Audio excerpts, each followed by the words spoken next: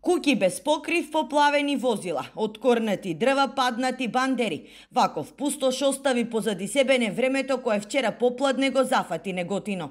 Целано градските екипи го расчистуваа хаосот. Утринава, градот полека се враќа во нормала.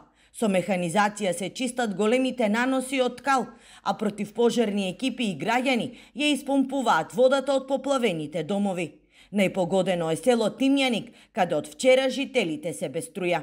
До касните ноќни часови екипите на противпожарна заштита и екипите на јавното претпријатие Комуналец ги санираа штетите од корнати дрва, скршени дрва и така, да сега утрово се е во најдобар ред, освен што едно од населбите тука Тимјаник, кој што беше исто така најпогодена, имаме проблем се уште екипи не ева на работа со воспоставување на електрична енергија.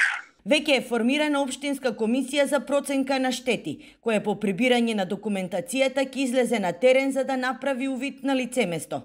Засега нема пријавено штети на земјоделски површини. Штети на земјоделските посеви се уште нема ништо пријавено.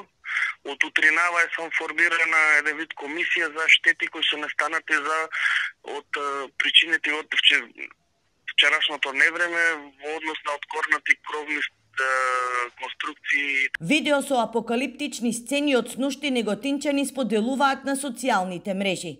Од снимката на кавадарчанецот Мемет Дивјачев се гледа како над Неготино беснее торнадо, кој не секојдневен феномен за нашето поднебје. Во целата несреќа и среќа, што невремето траело само 20 минути. Според надлежните, доколку торнадото беснеел уште 10 минути, тоа би било вистинска катастрофа за градот.